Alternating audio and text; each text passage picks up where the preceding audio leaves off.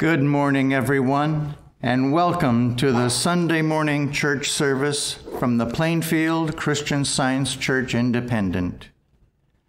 We will begin our service this morning by singing hymn number 237. May we be still and seek him, seek with consecration whole, listening thus to hear the message far from sense and hid in soul. Hymn number 237.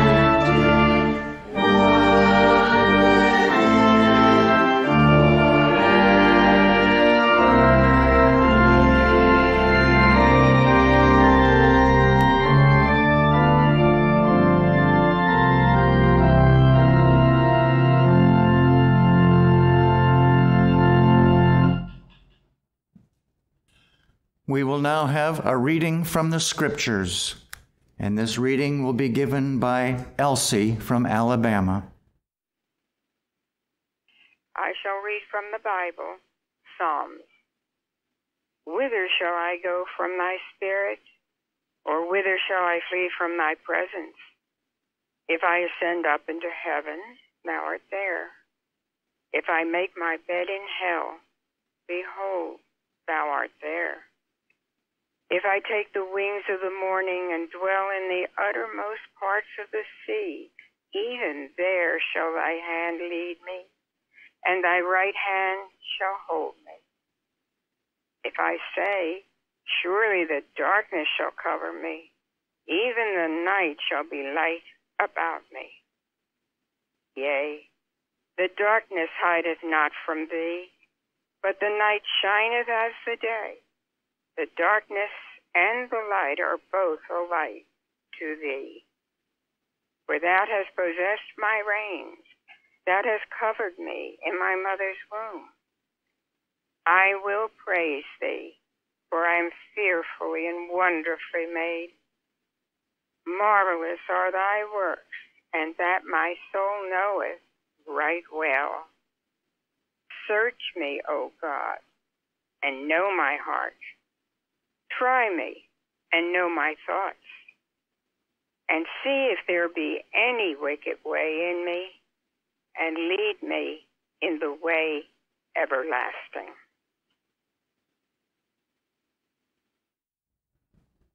We will now have a moment of silent prayer, and then follow by repeating the Lord's Prayer together with the spiritual interpretation as given in the Christian Science textbook.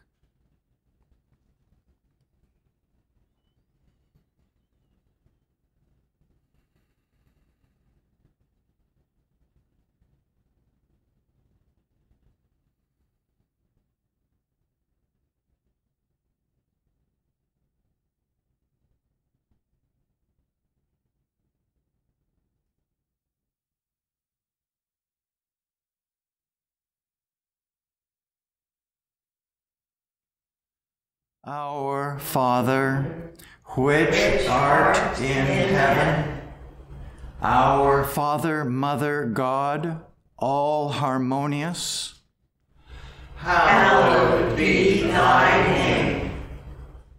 Adorable One, thy kingdom come. Thy kingdom is come. Thou art ever present.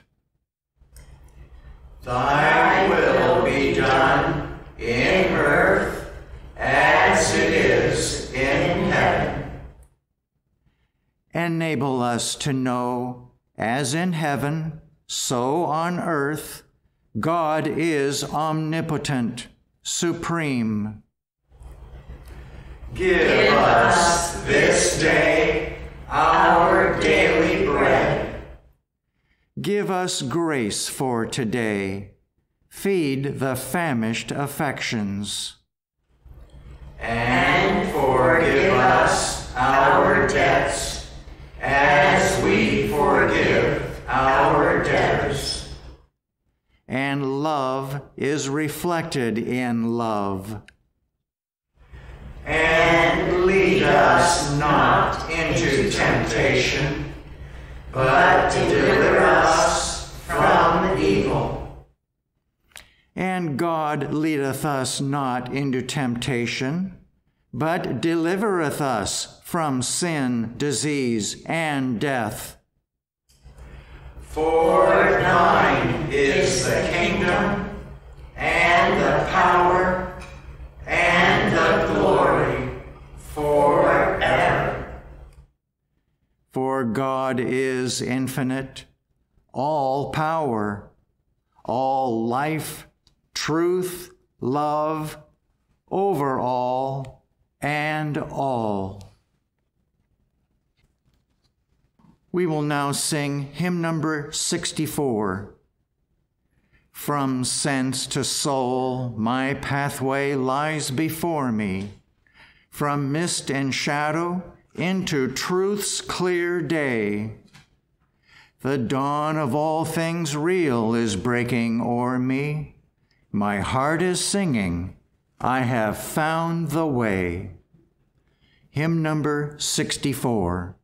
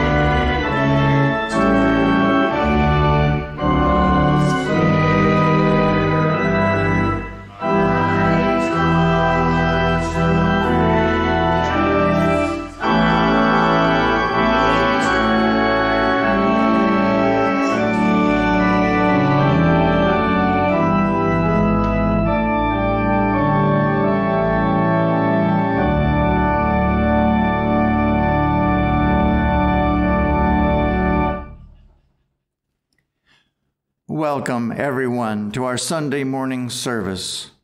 All of our services, classes, etc., are broadcast live to the public through live streaming over the internet, as well as through our YouTube channel.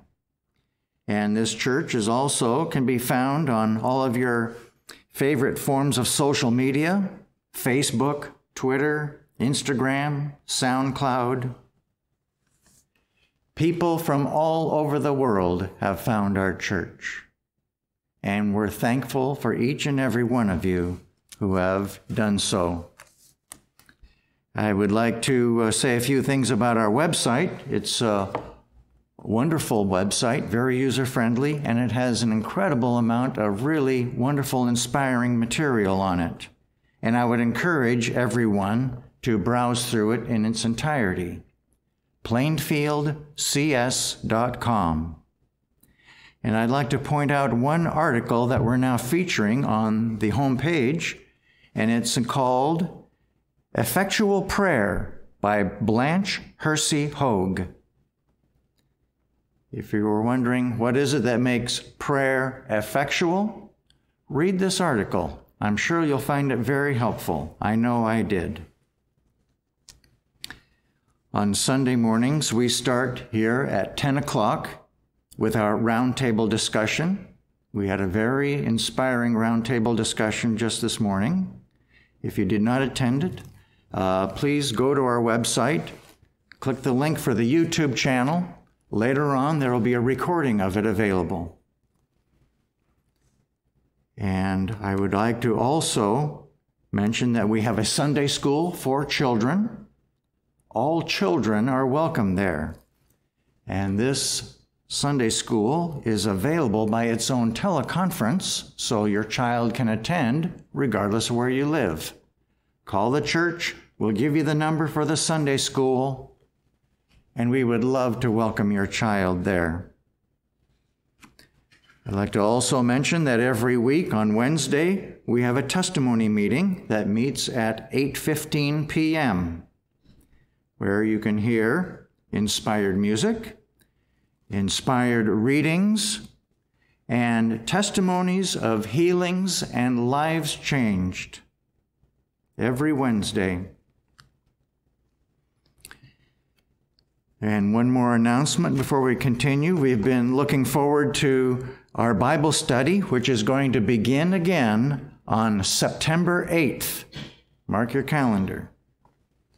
And we're also looking for volunteers to conduct the Bible study.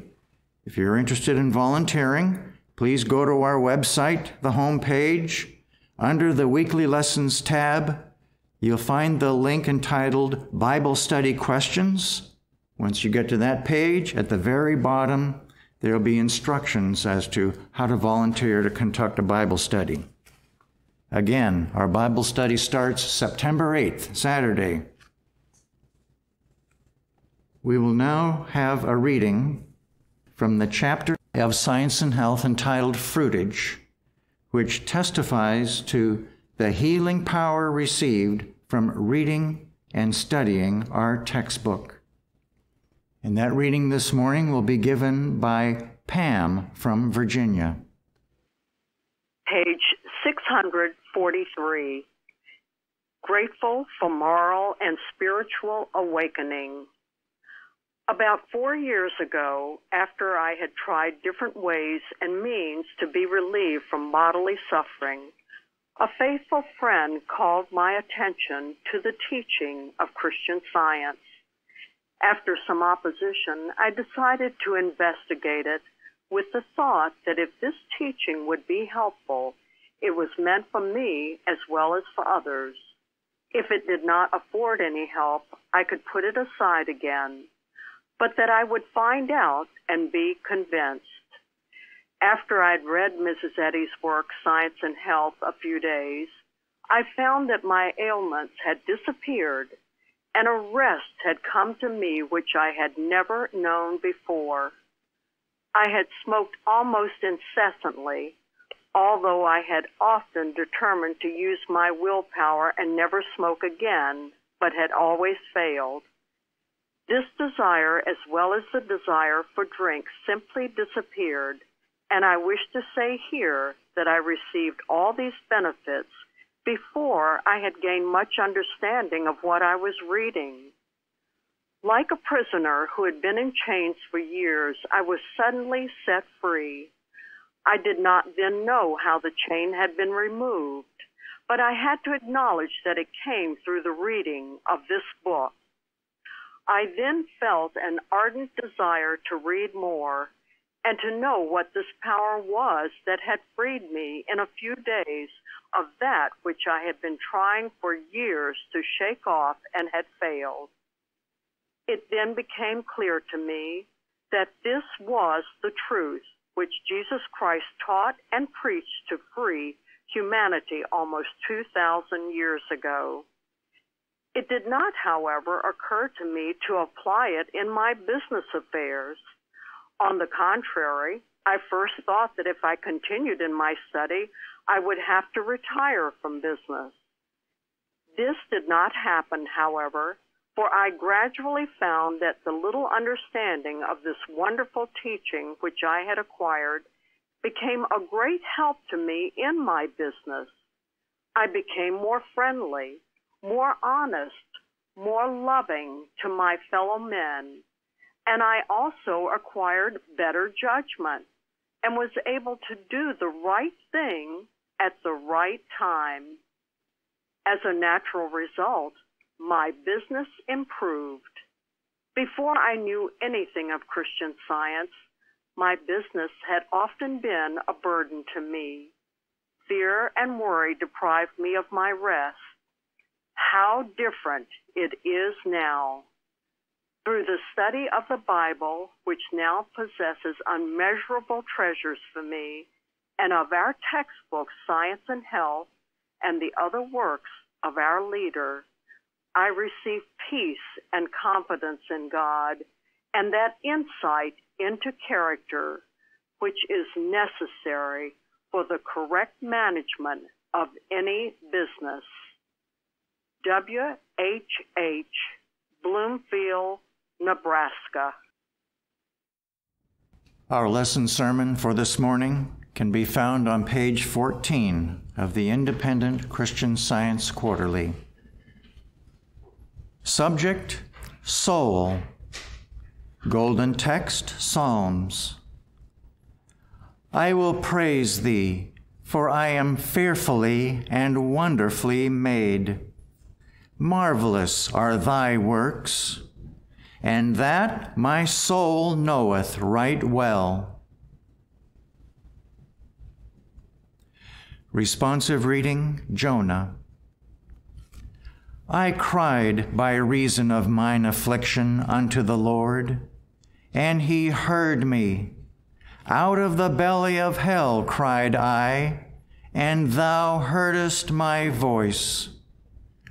For thou hadst cast me into the deep, in the midst of the seas, and the floods compassed me about.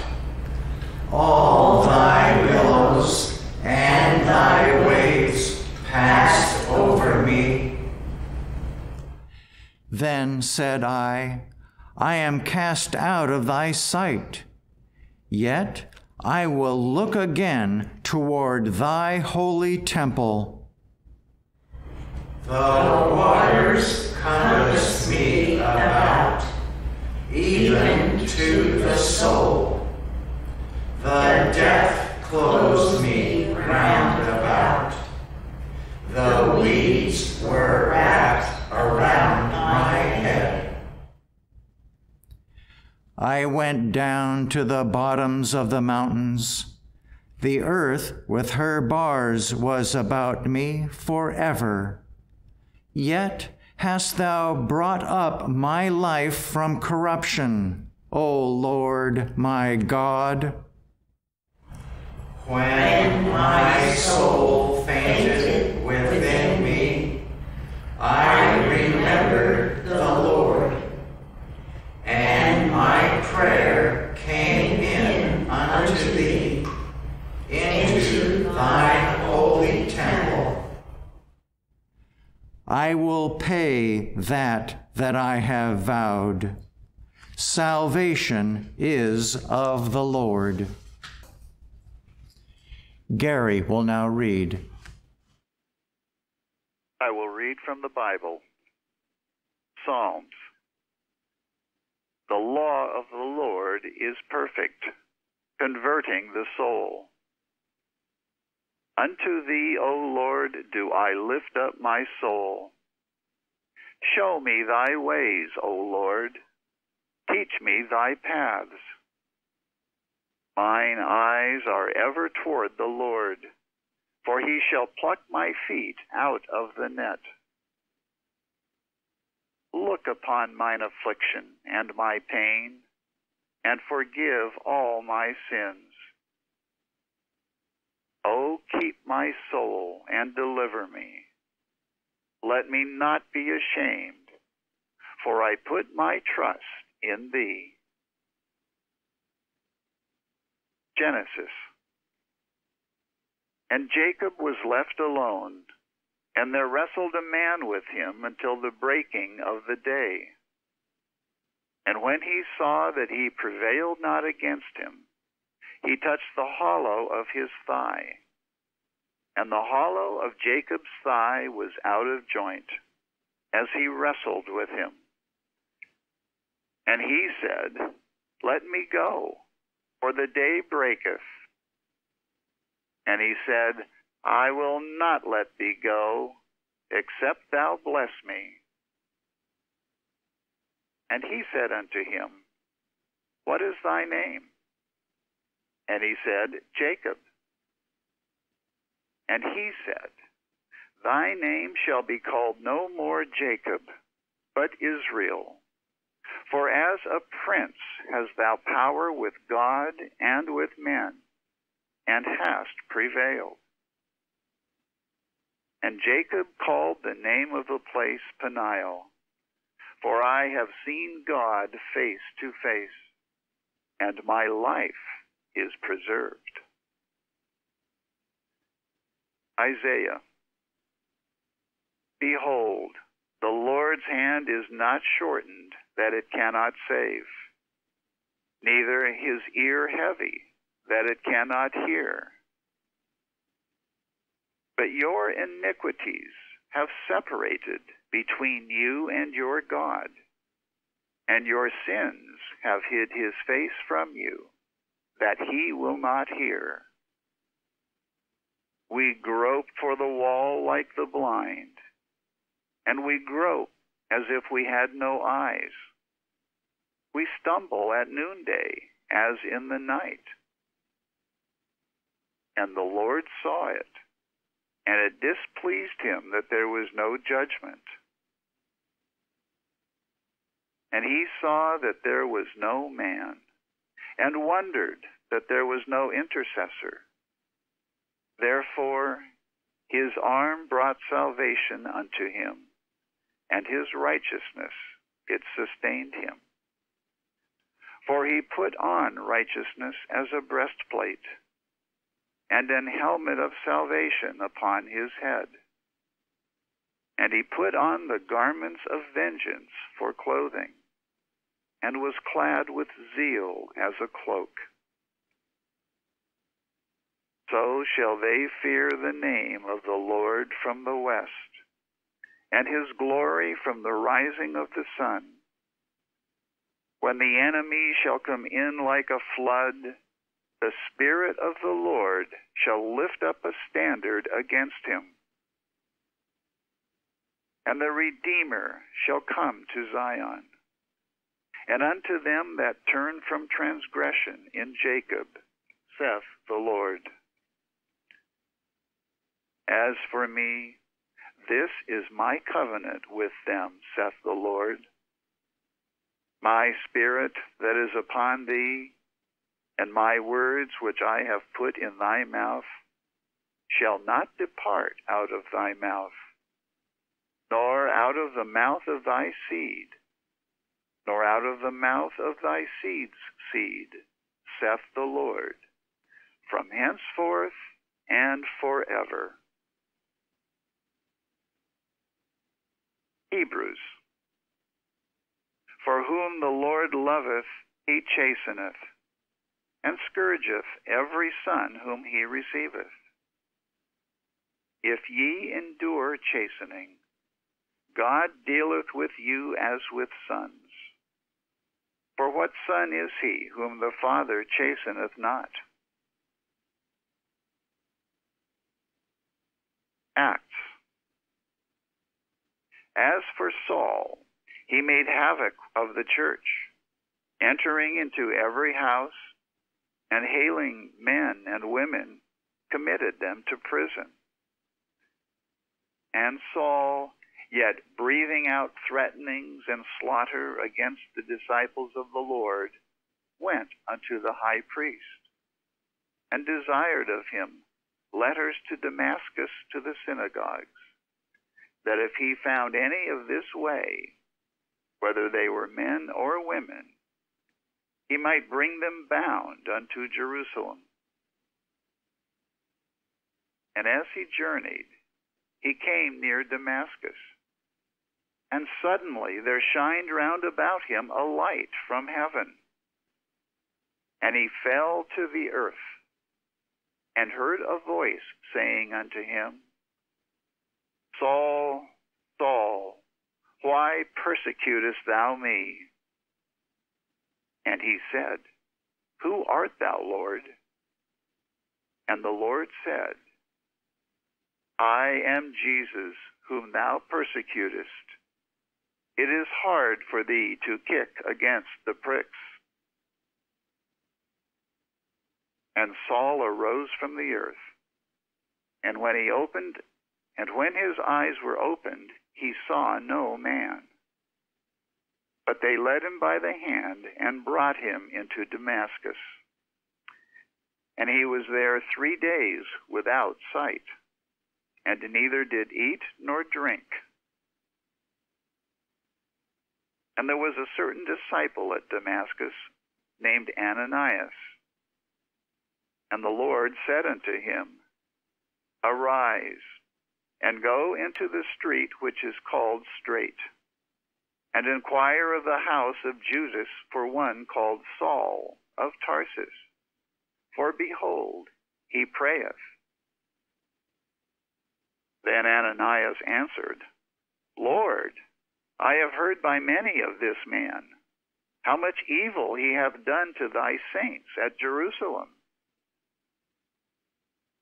But the Lord said unto him, Go thy way, for he is a chosen vessel unto me, to bear my name before the Gentiles, and kings, and the children of Israel.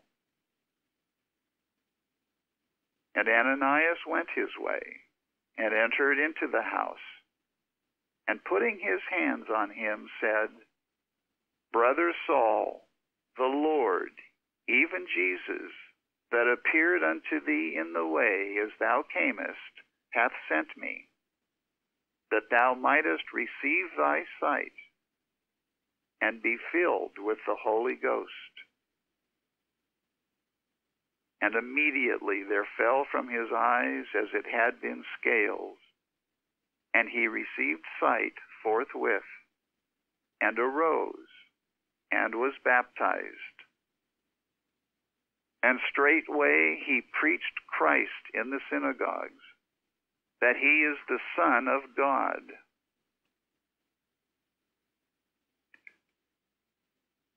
Job. If thou return to the Almighty, thou shalt be built up. His flesh shall be fresher than the child's. He shall return to the days of his youth. He shall pray unto God, and he will be favorable unto him. And he shall see his face with joy, for he will render unto man his righteousness.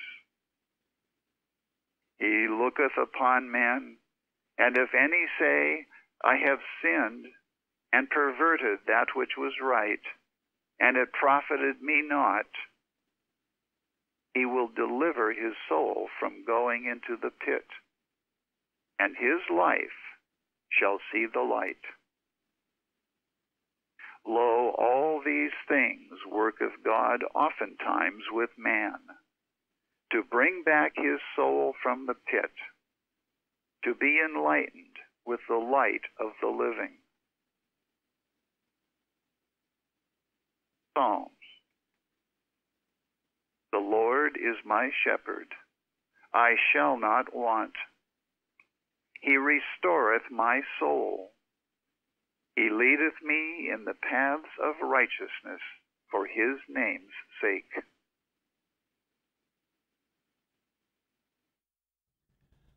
Elizabeth from Georgia will now read. Science and Health with Key to the Scriptures by Mary Baker Eddy. Soul or spirit is God, unchangeable and eternal, and man coexists with and reflects soul, God, for man is God's image. In science, we learn that it is material sense, not soul, which sins, and it will be found that it is the sense of sin which is lost, and not a sinful soul. When reading the Scriptures, the substitution of the word sense for soul gives the exact meaning in a majority of cases. Human thought has adulterated the meaning of the word soul through the hypothesis that soul is both an evil and a good intelligence resident in matter. The proper use of the word soul can always be gained by substituting the word God where the deific meaning is required. In other cases, use the word sense, and you will have the scientific signification. As used in Christian Science, soul is properly the synonym of spirit or God. But out of science, soul is identical with sense, with material sensation. The soul-inspired patriarchs heard the voice of truth and talked with God as consciously as man talks with man. Jacob was alone, wrestling with error, struggling with a mortal sense of life, substance, and intelligence as existent in matter with its false pleasures and pains. When an angel, a message from truth and love, appeared to him and smote the sinew or strength of his error, till he saw its unreality, and truth, being thereby understood, gave him spiritual strength in this penile of divine science. Then said the spiritual evangel, let me go, for the day breaketh. That is, the light of truth and love dawns upon thee. But the patriarch, perceiving his error and his need of help, did not loosen his hold upon this glorious light until his nature was transformed. Then Jacob questioned his deliverer, Tell me, I pray thee, thy name.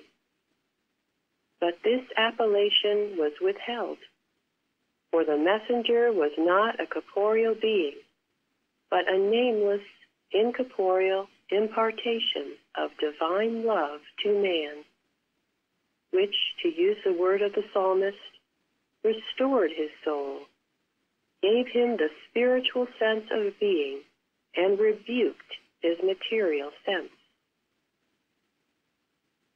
When the sick or the sinning awake to realize their need of what they have not, they will be receptive of divine science, which gravitates towards soul and away from material sense, removes thought from the body, and elevates even mortal mind to the contemplation of something better than disease or sin. Saul of Tarsus beheld the way, the Christ or truth, only when his uncertain sense of right yielded to a spiritual sense, which is always right. Then the man was changed. Spiritual sense is a conscious, constant capacity to understand God. It shows the superiority of faith by works over faith in words. Its ideas are expressed only in new tongues, and these are interpreted by the translation of the spiritual original into the language which human thought can comprehend.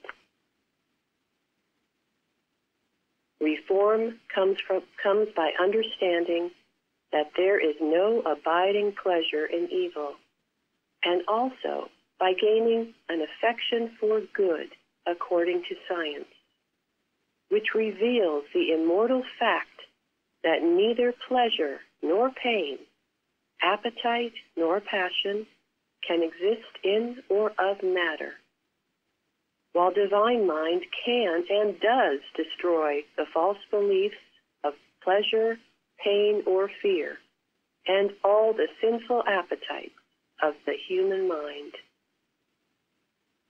What a pitiful sight is malice, finding pleasure in revenge. Evil is sometimes a man's highest conception of right, until his grasp on good grows stronger. Then he loses pleasure in wickedness, and it becomes his torment. The way to escape the misery of sin is to cease sinning. There is no other way. We are commonly taught that there is a human soul which sins and is spiritually lost. That soul may be lost and yet be immortal. If soul could sin, spirit soul would be flesh instead of spirit. It is the belief of the flesh and of material sense which sins. If soul sinned, soul would die. Soul is immortal because it is spirit, which has no element of self-destruction. Is man lost spiritually? No, he can only lose a sense material. All sin is of the flesh. It cannot be spiritual. Sin exists here or hereafter, only so long as the illusion of mind in matter remains. It is a sense of sin and not a sinful soul which is lost. Evil is destroyed by the sense of good. Through false estimates of soul as dwelling in sense, and of mind as dwelling in matter, belief strays into a sense of temporary loss or absence of soul, spiritual truth. This state of error is the mortal dream of life and substance as existent in matter, and is directly opposite to the immortal reality of being. So long as we believe that soul can sin, or that immortal soul is in mortal body, we can never understand the science of being. The science of being reveals man as perfect, even as the Father is perfect, because the soul or mind of the spiritual man is God, the divine principle of all being. And because this real man is governed by soul instead of sense, by the law of spirit, not by the so-called laws of matter. When understanding changes the standpoints of life and intelligence from a material to a spiritual basis, we shall gain the reality of life, the control of soul over sense, and we shall perceive Christianity, or truth, in its divine principle.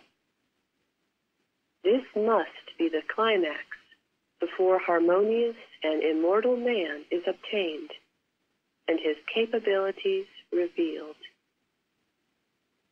It is highly important, in view of the immense work to be accomplished before this recognition of divine science can come, to turn our thoughts towards divine principle, that finite belief may be prepared to relinquish its errors. The divine mind is the soul of man and gives man dominion over all things. Love restoreth my soul, spiritual sense. Love leadeth me in the paths of righteousness, for his name's sake. We will now have a moment of silent prayer for our world.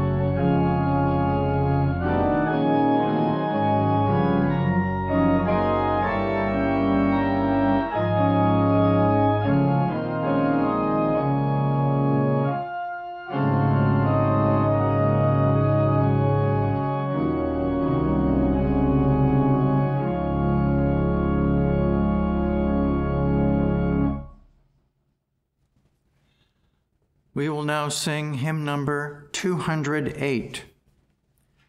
The words of this hymn are by Mary Baker Eddy. O gentle presence, peace and joy and power, O life divine that owns each waiting hour, thou love that guards the nestling's faltering flight, keep thou my child on upward wing tonight. Hymn number 208.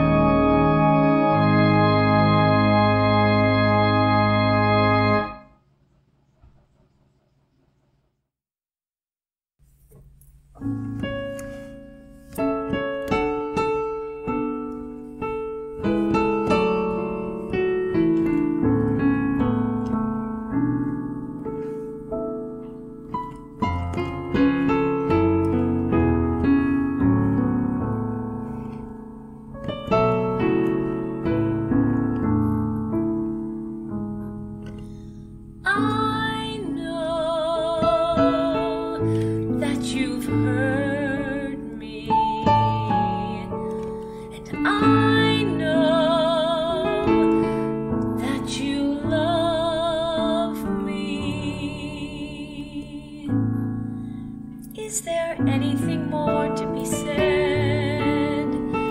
If you ask your Father for bread, will He give you a stone? It's my faithlessness that stings. I'm alone with my own being and the reality of things. There is not an out there, for out there is within mine. So then what is this terrible foe? Tell me, how have I come to know something that can't be known? Brick by brick, imagining I'm alone with my own being and the reality of things.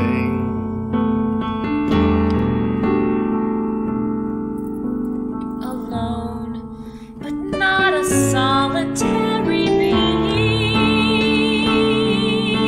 For insofar as all creation is one, there is no separation between me and all I see.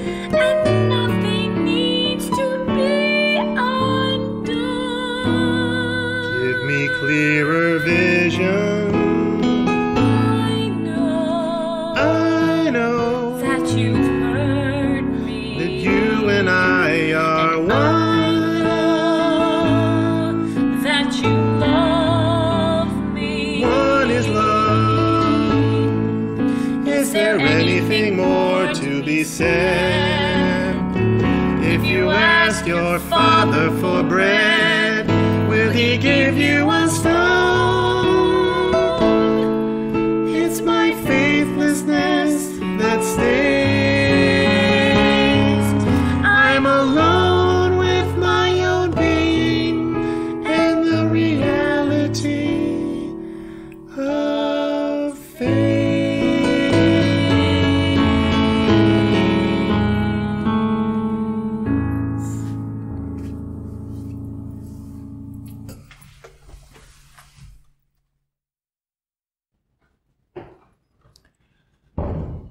We will now sing hymn number 374.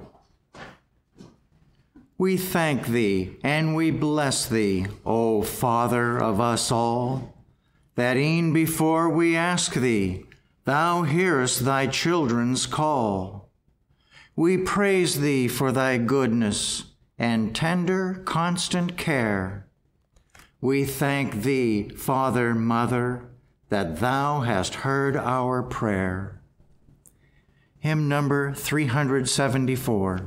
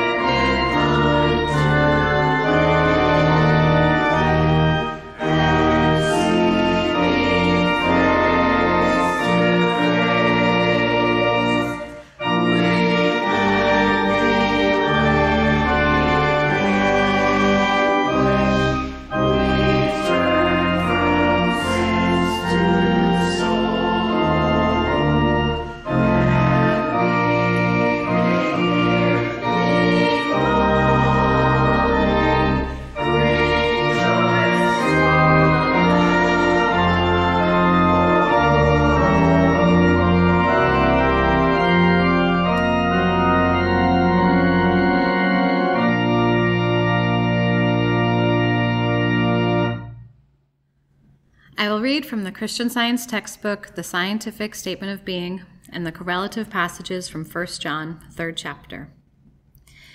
There is no life, truth, intelligence, nor substance in matter. All is infinite mind and its infinite manifestation, for God is all in all. Spirit is immortal truth. Matter is mortal error. Spirit is the real and eternal. Matter is the unreal and temporal. Spirit is God, and man is his image and likeness. Therefore man is not material, he is spiritual. Behold, what manner of love the Father hath bestowed upon us, that we should be called the sons of God. Therefore the world knoweth us not, because it knew him not. Beloved, now are we the sons of God, and it doth not yet appear what we shall be, but we know that when he shall appear, we shall be like him, for we shall see him as he is. Every man that hath this hope in him purifieth himself, even as he is pure. The Lord bless thee and keep thee. The Lord make his face shine upon thee and be gracious unto thee. The Lord lift up his countenance upon thee and give thee peace. Amen.